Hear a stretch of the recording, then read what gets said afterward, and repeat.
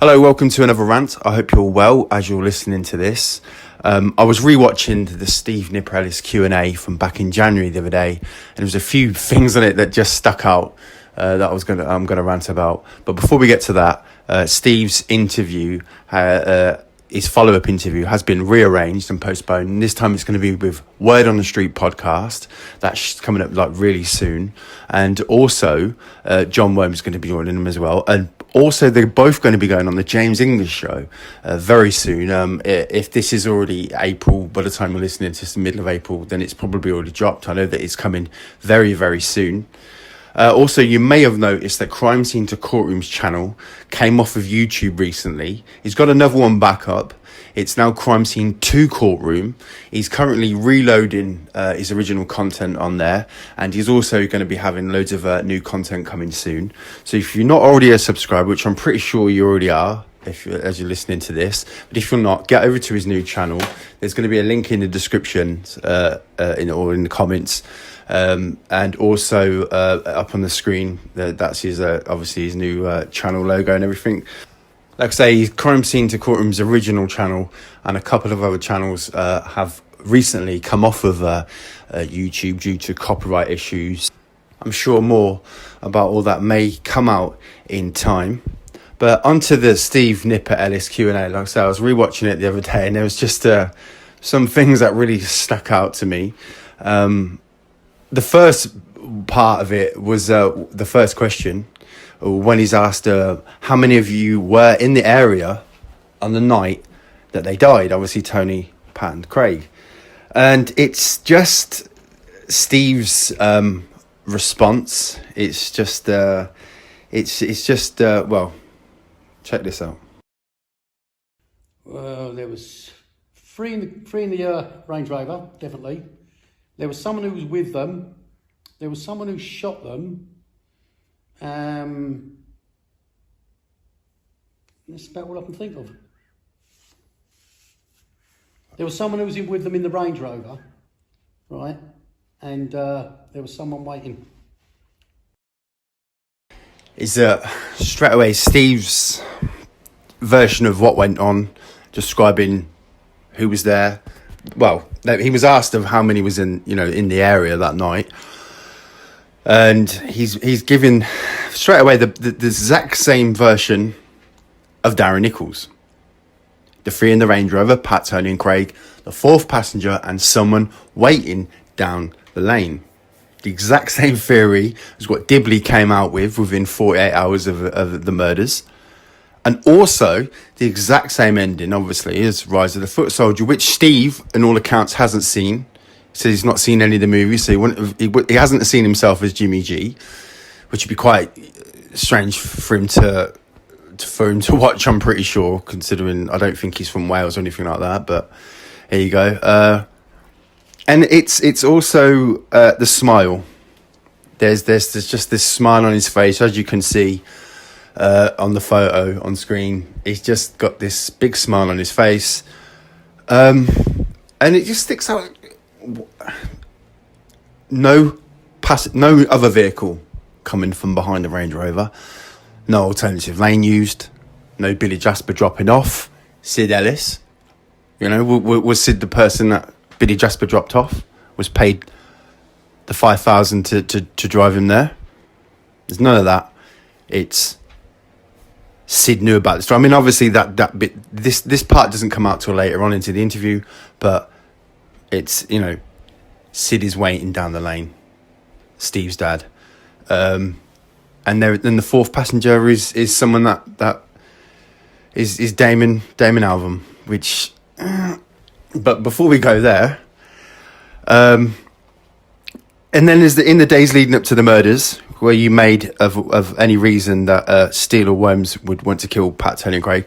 Again, throughout all of the interview, Nipper is adamant that, Jack and Mick had absolutely nothing to do with these murders, and they weren't even in the area, which is a bit confusing considering, on all accounts, Jack Worms was at the Wheatsheaf pub just down the end of the alternative lane, collecting Darren Nichols' broken down vehicle. So, but I mean, obviously, maybe Steve wouldn't know that, or would he know that? But like I say, throughout all of the interview, he's adamant that Jack and Mick had absolutely nothing to do with the murders and were nowhere near the area. And it's at the end of his reply to that is when he says it was when he shot Pat the first time. It's that bit. Days leading up to the murders, were you made aware of any reason why Steele and Holmes would want to kill Tony, Pat and Craig? No, but I was living down in Swanington, so I was out of touch with what was going on. After I shot Pat the first time, it really sort of finished our relationship, our friendship. We didn't stay in touch much. Yeah, I'm guessing shooting someone would possibly end your relationship with them. It's kind of, you know, one of them ending a friendship type of things is when you shoot someone. But it's, what is that? When I shot Pat the first time, by all accounts, Steve Ellis only shot Pat when he was in his bathroom, when Steve Ellis shot him in his bungalow that he shared with the mother of his child. But what is that Steve giving away that he was the person that shot Pat in the side? So in all accounts, Steve was there that night. Is that what you're saying? Is this an early giveaway in the interview? An early slip up from Steve? Or is it just, you know, maybe Steve's saying that to get people thinking, eh? Maybe it is literally something that Steve has said to make people think that he was there that night with his dad. Or the person waiting in the bush. If we're meant to believe that's exactly how it went down, like the end of Rise of the Foot Soldier. Because on all accounts, that Range Rover coming down that lane, you've got to be hidden, like I say, in the left, over that field somewhere to the left. Because as we're meant to believe that it was to the right, in them bushes, laying down, whatever, there was that, you know, tramping bit of bush. I mean, the tramping bit of bush is probably the shooter walking around the Range Rover.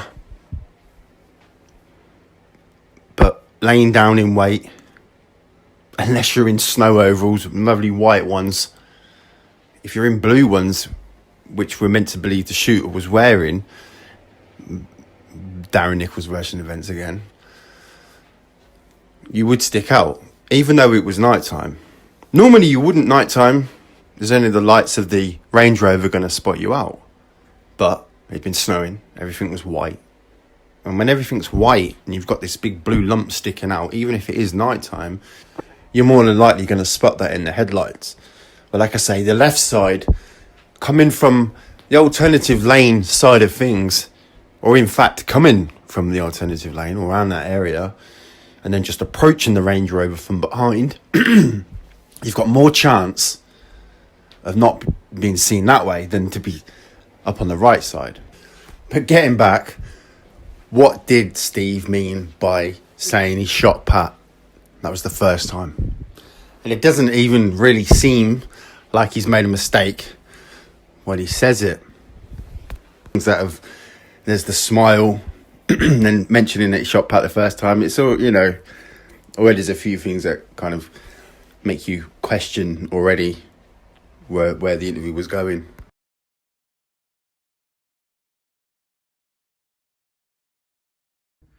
You had every right to want them dead and was capable of doing so. But was the killer or killers friends with your father? Friends with me or my dad, yeah, yes. Now, what makes the next question interesting, was the killer friends with your father, is that already, before Steve's mentioning at the very end that his dad was the murderer of the three, it's already been asked earlier on in the interview, was his dad friends with the killer? Now, the person that asked the question is actually an author of a book that does mention Steve's dad being involved. And in so many ways, that's asking Steve, were you friends with your dad? And Steve then answers, yeah. So earlier on, to anyone that hadn't already guessed that Steve was going to say it was his dad at the end. You're already there seeing a link between Steve and the murderers, saying that his dad was friends with them already early in the interview. And then there's an interesting part here when Nipper mentions about being willing to stand up in court to say that he murdered the three. He then says at the very end about them not suffering. And he just, the way he words it, the way he says it, is as if he was there watching it happen. I was willing to stand up in court and swear black was blue. I spoke to Mick and Jack's solicitor, obviously before they went to trial, and I said, look, I'm happy to stand up in court and swear black was blue. I did it. Because I know who did it, and I know they didn't have anything to do with it. But I was quite happy to stand up in court and say that, and the solicitor, no, you can't do that, you can't do that. I went, why not? I said, you've got two guys going on trial for something they've never done. I said, let me stand up there and do that. And if I had, what's the worst they're going to do? Charge me with it? Fine, then you've got to prove it. But I could have quite happily stood up there and said that I'd done it. Because I'd love to have killed them. I'd love to have killed them. Pieces of shit, and they didn't suffer, I tell you. I mean, there you can see what it sounds like. Steve, to this day, lives with a big regret that he wasn't the one that ended the three's life. Even in another interview, there is Steve again saying there that he hopes he sees them in hell. But does that sound like someone whose dad killed them? If you hadn't killed them, if there was an enemy out there that you wanted to kill and you couldn't get to them and your dad did it for you, would you not feel relieved that it was you, because you didn't do it yourself personally, or that you didn't see it happen? I mean, if it's your dad that did it, and let's just say Steve's dad did it, Sid Ellis did the murders, and he tells Steve, this is back in 1995, and that's Steve's dad only passed in 2016. So you've got 21 years there where you can talk to your dad about what went on that night. You can relive that moment so many times. You can ask your dad, you can say to him, Dad, just tell me again. Like I said before, I think on the earlier rant of the Steve Nichols rant, Christmas meals, family gatherings would be very interesting when you see your dad. And it's like, Dad, having a few drinks.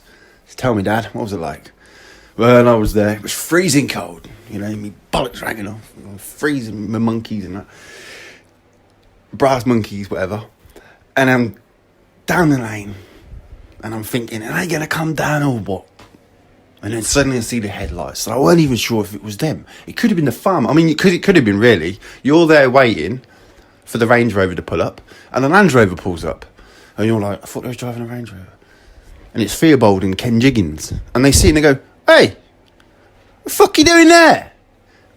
Has he got a gun? And they've got guns. Well, I don't know if they did carry guns around with them in the morning to feed the pheasants. Probably not the thing you do, is it? Just in case the pheasants get a bit unruly and that's, she get down, blast you in the head. But if they did spot Steve down the lane, Sid or whoever, let's just say Ken Jiggins, Peter Theobald, for some reason have dropped Ken's watch in the pheasant field or where the pheasants live, and they've got to go back and get it. So they're driving down the lane. And they're like, who's that over there? What are you doing? What are you doing down there? Oh, you waiting for Pat, Tony and Craig? All right then. So we're going to go through the gate. We're going to go and get Ken's watch because he's dropped it and that. And then we're going to go back and then we're going to, you can, I don't know what time is it? 6:30. We'll be down in about 10:07, according to Darren Nichols. So it was just lucky that there was no dog walkers. There was nothing that night that happened to be going down that lane. And that happened to just bump into someone laying in wait, waiting for a Range Rover. Because you've got to time it perfectly. It's got to be like the end of Rise. You've got to know they're just about to, they'll be there in about 5 minutes. Because if there's any interruptions, if Pat suddenly was like, no, I want to go and get a pizza, we're not going down there for 6:30. I mean, that phone call from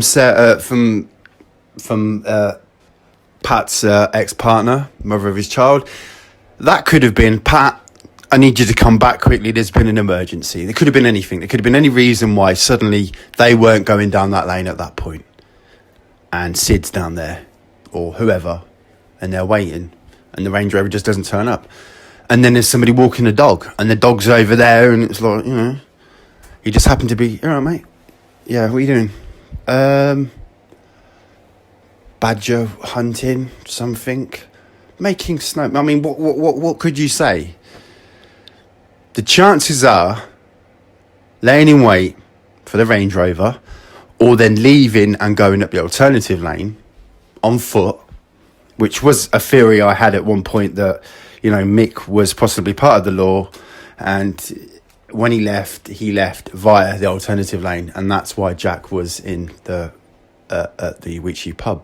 But that is just a theory, a very early theory from a few years ago.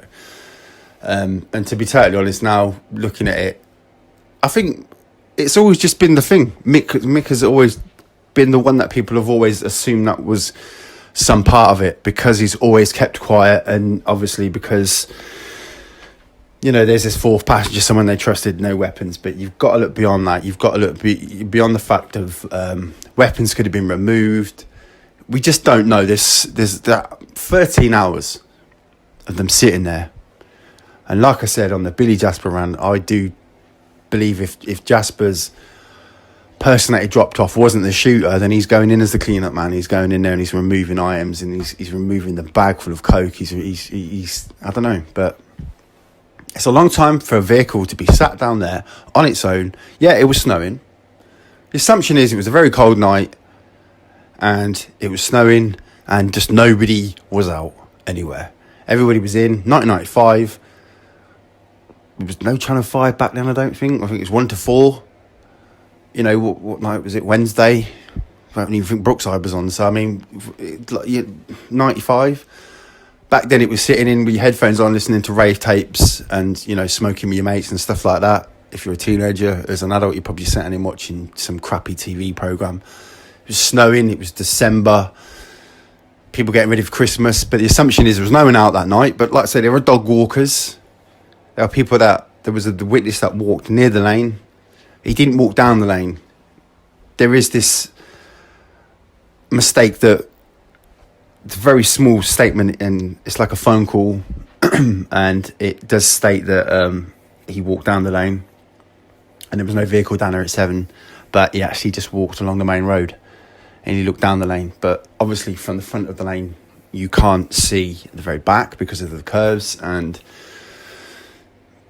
you know, but we're all of the assumption that every person came forward.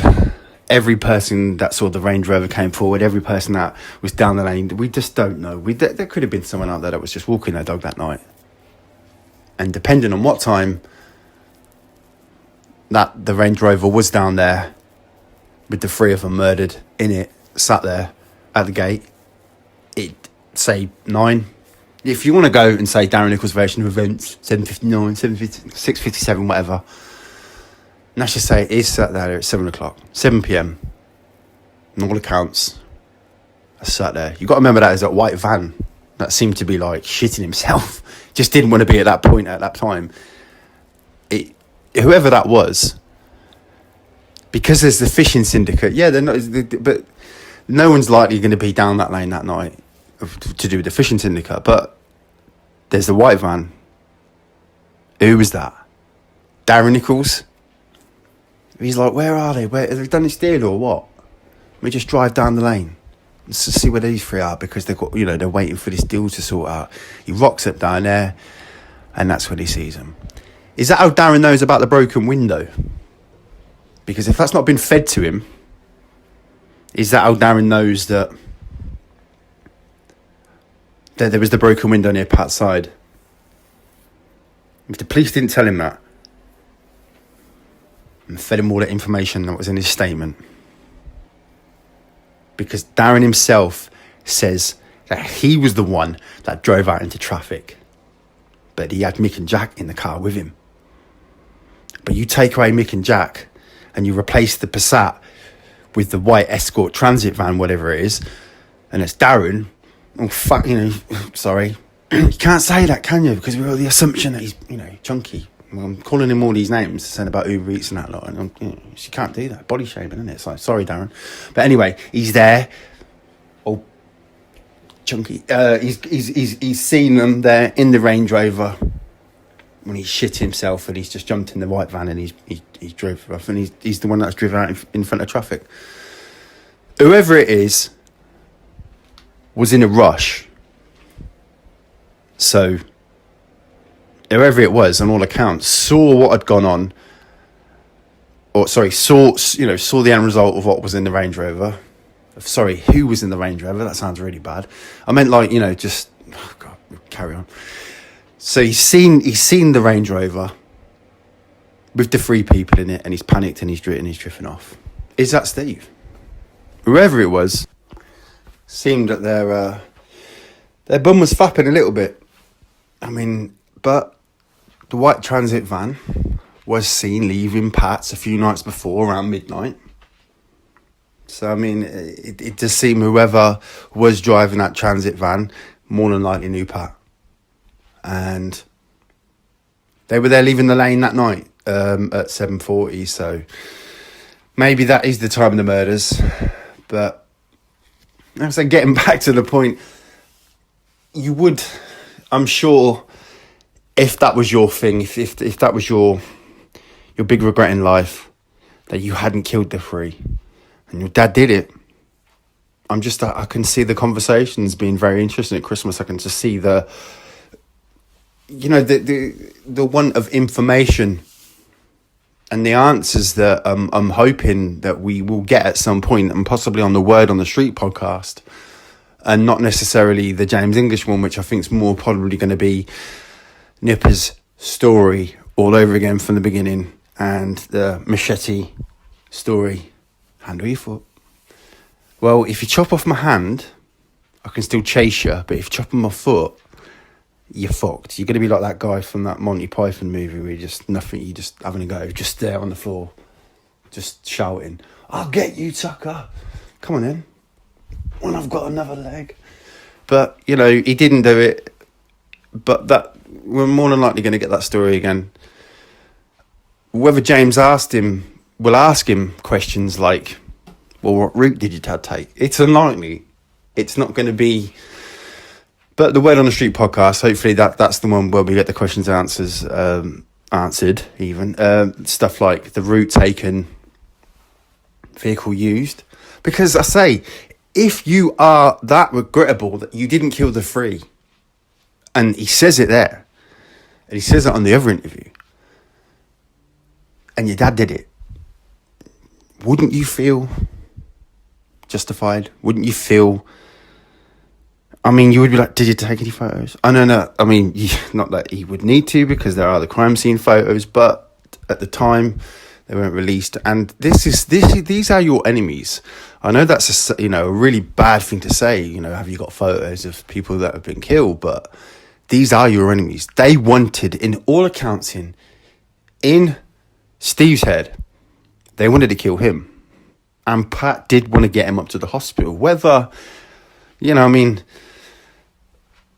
films have overhyped Pat. That is an assurance. That comes from, people that knew Pat, people close to Pat. The films, the Rise of the Foot Soldier movies have overhyped him.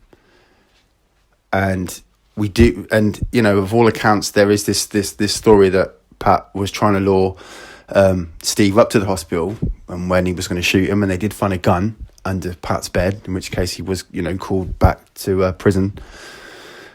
But would have Pat really done that? There's so much that has been said, but saying things is not doing things, and would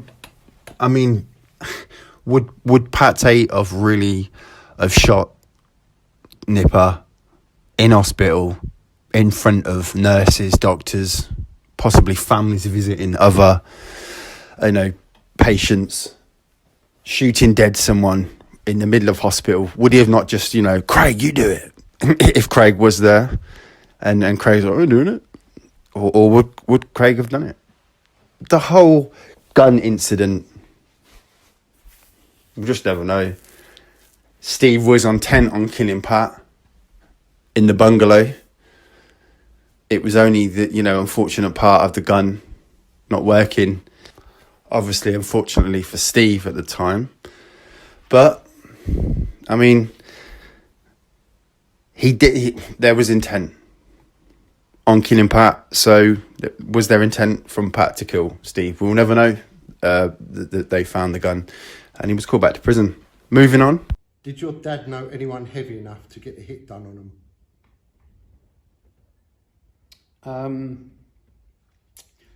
My old man used to be a criminal himself, but I don't think so, no. So Steve's answer to did his dad know anyone that could get the hit done for him was a simple no. So his dad did it himself. What would have been interesting then if Steve would have turned around and said, well, yeah, me. But funnily enough, that wouldn't have been Sid's answer, because he would have turned around and said, yeah, but Steve, you keep missing. And then there's the question about did Steve drive a Sierra Cosworth that was seen near the lane on the days leading up to the murders, also seen chasing or seen with the Range Rover, and the Range Rover trying to keep up with it at one point. And also the suggestion that somebody from the Cosworth was shooting to the Range Rover, but likeliness that was just backfire from the Cosworth. Steve says no, that he didn't own a Sierra Cosworth at any point. The thing about that question is it was kind of the wrong question to ask, and it would have been better to say to ask if Steve was the driver of a white BMW. White BMW being seen near the lane, somebody walking down the field, a Steve Bull lookalike. Many people have suggested this could possibly have been Steve's dad, scoping out the lane, looking for somewhere for possibly to shoot to kill the three on the evening of 6th of December. Let's say Steve Bull lookalike, the footballer, someone walking down the hill, and with a white BMW, and Steve was apparently an owner of a white BMW at some point. So the Sierra question should have been swapped over for a BMW question. And then we get to the point where Steve is asked, like in the movie Rise of the Foot Soldier, where Jimmy G asked the character of Colton Leach to kill him, and in fact it did happen in real life. Now the reason I bring this part up is that it's when Steve is going through telling his version of what went on, and he's putting his families into hotels to hide away from the three. It's when he goes on his versions of like this, and when he's later on going on about when he's at the school, him and his dad are both at the entrance of the school, and then when he got his sisters out of school, it's when his story does start sounding really believable. And the look and the way he responds to the question, this is the part that just does look like he did have 100% intent to hunt the three down and kill them. And if he'd have come across the three at any point on his hunt during the nights when he wasn't sleeping and looking for them, if he'd have actually got the guns to work and had a bit of luck on his side, he may have in fact have at least wounded or killed all three. When what happened? Yeah, right, okay. When they threatened my family, before I moved my family out, I was basically going from my mum's to my sisters, to my dad's, to Tony's, to Pat's, to Craig's, to mine, to my sisters, to Pat's, to Tony's, to my mum's, trying to hunt them down. And I wasn't sleeping. I spent my nights driving around trying to find them.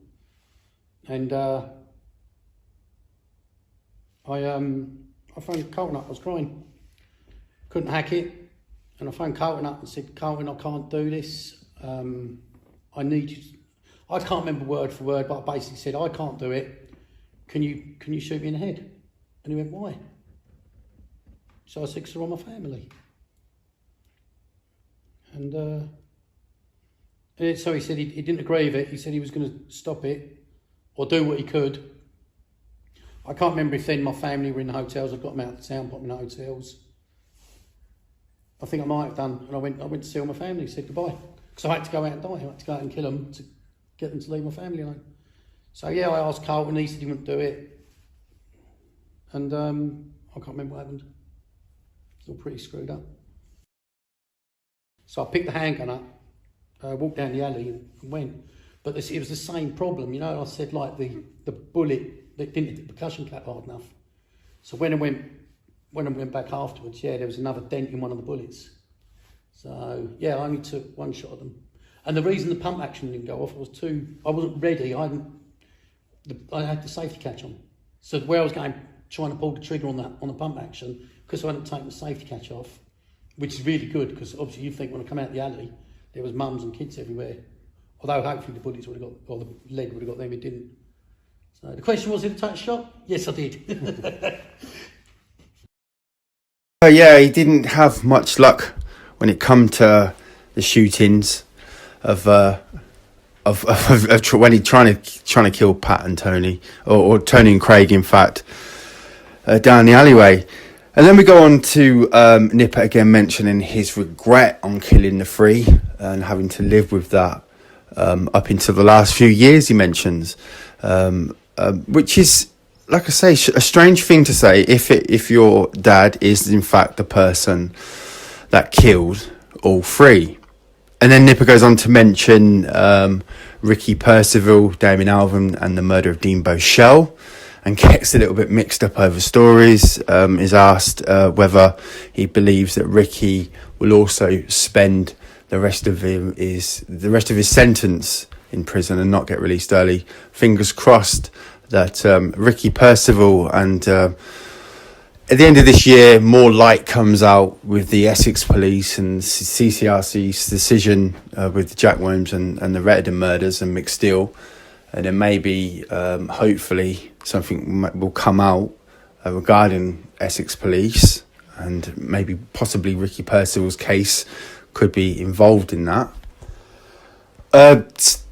Steve then goes on to mention, when he's talking about Ricky, that he did own a BMW, which was mentioned earlier, and was spotted at the lane. That wasn't a question at this time. That possibly, maybe a question that's asked on the Word on the Street podcast, whether at any point him or his dad attended the lane on the days leading up to the murders to try and scope out. Because at some point, we know that lane was chosen by someone. The reasons why, we don't know. Whether it is literally a lane that has been known for criminals. There has been a stolen lorry was down there a few years before the murders. And it does seem like it was known to Pat, Tony and Craig. The various sightings throughout the day. It's around about this point that Steve starts talking about Damon Alvin. And this Damon Alvin even. And that is the person that Steve says is the fourth passenger in the Range Rover that evening with his dad waiting down the lane. And that is just the part of the ending that in my eyes, Steve is substituting someone else for that fourth passenger, if that's the story he has been told by his dad. He goes on to say that Damon Alvin, he used to be quite good friends with him, and that Damon Alvin used to think he was a bit of a gangster. But if he did, would if Damon not have mentioned the Rettendon killings at some point to someone? To Dean Boshell? To Ricky Percival? Steve says he wasn't allowed to mention anything to do with that whilst in the Ricky Percival case. Wasn't allowed to mention anything at all, what he knew about Damon Alvin being the fourth passenger, being the witness to what went on that night, to being the witness to the murder of the three, to having the secret about his dad. So when Darren Alvin goes into witness protection, he has the secret of who really killed the three and takes it with him? Is that the reason why he was then allowed into witness protection and allowed to flip on Ricky Percival? Because the reason alone that he knew of what went on. Did he tell the Essex police? Did he say, oh, look, I know what went on that evening. I know who murdered all three. Did he disclose that information to the Essex police? And is that a part of why he's in witness protection? Or is it in fact that Damon Alvin wasn't the fourth passenger and Steve Ellis is literally putting him in there for another reason? But what is that reason? For him to come forward to declare that, no, it weren't me, I've nothing to do with it. All these years, Damon Alvin in witness protection with the secret of what went on the 6th of December. And then, in fact, watching Rise of the Foot Soldier, seeing Mick go down for 23 years. Mick Steele and Jack Womes are not saying anything. He could even have leaked that information. So Damon Alvin knew, possibly found out 4 years ago that Sid Ellis had died. Why not then leak that information? Damon Alvin, all these years, knowing what went on that evening, sitting back, watching the movies and the books being made, and watching the Facebook groups, or in fact, knowing nothing like Steve does. Doesn't watch the films, doesn't have anything to do with it, has no interest in any of that. Just getting on with his life, like Darren Nichols and Damon Alvin. These three people that can be so blind to the case and to the mystery and the people that have got their interests in it and trying to work out what's going on, and TMI's investigations with Billy Jasper trying to find out the truth. But these three people that know what really went on or don't know what really went on, according to which one you want to mention. Darren Nichols living his lie, living with his family somewhere within the UK, possibly. Uber Eats best customer. And obviously Damon Alvin, also in witness protection. Over Ricky Percival, over the murder of Dean Bashar. But if we're led to believe what Steve Nichols says, that he also holds the secret of what went on that night. To come out of the blue and say, no, Steve, what are you talking about? I wasn't no fourth passenger. So if Damon is a lie, is Sid Ellis the lie too? Or is it what just Steve has been told by his dad and he just truly believes that? Or is part of it true?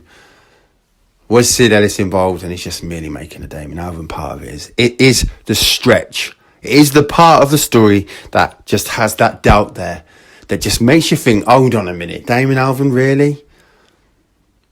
Because that name has never been mentioned, not once, to do with this case. Steve Nichols being the middleman in both the cases. Being the only connection between the Ricky Percival case and the case of the Redden murders. Steve Nichols being that only middleman. But now, it's not just Steve Nichols, it's Damon Alvin as well. Damon Alvin being the middleman to both crimes, having the knowledge of what went on in both crimes, having that power all these years.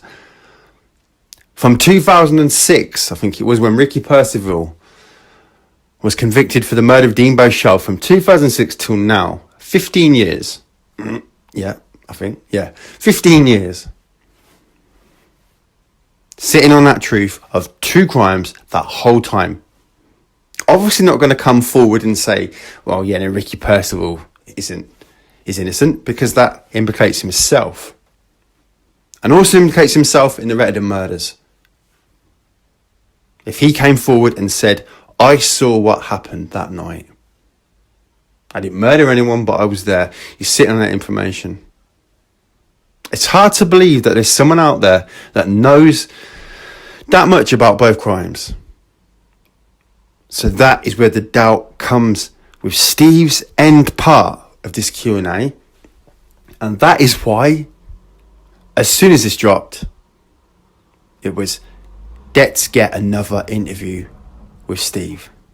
Let's get another Q&A and let's get some of these questions asked that we didn't get asked at the time, because it, you know, there was the big reveal at the end, and then we'll promise that follow-up. But unfortunately, there's been a few complications along the way, and now it is going to be with the Word on the Street podcast and also the James English. Hopefully, we're going to get a few more answers from the James English one. If not, it will all fall down on this Word on the Street podcast, which should, in fact, be any time now, anytime soon, and hopefully we will get them answers that we want. Who else was involved? Was Damon Alvin really the fourth passenger? Are you protecting someone? What route was taken, if that's known? And also any vehicle used. Because how did Damon and Sid leave that lane that night? And how did Sid arrive down the lane that night? Who dropped them off? Who else was involved? Or did Sid just literally drive to the area? And what vehicle? And what route? Whether Steve knows them answers to them questions, we don't know. But I mean, they need to be asked. And hopefully they will be soon on the Word on the Street podcast, which should be any time now. And like I say, John Williams is also going to be involved in that. And that should be very interesting. Like I say, I was rewatching the Steve Nichols Q&A the other day. And there's just a few little things that stuck out to me. And I realised that, you know, I hadn't done a rant on it, and not from the actual Q&A part itself. Yeah, something that should have been done at least 3 months ago. It is now April, and this has been since January. But I said, there's a lot within it that just it does make me think. And like I say, the smile, you know, that used to always give it away with me. If I was trying to wind someone up, and literally that you start laughing or you smile, and then they know you're not telling the truth. And that first question that is asked, Steve has a massive smile on his face. But that doesn't mean I don't believe him. It doesn't mean it's not true what he's saying. And that's not to say that he doesn't believe it's true in what he's saying. Whether it's true or not, I'm guessing time will tell. That is the big one on this whole, everything that's been said since January. Time will tell. And yeah, be interesting to see when that comes. Take care.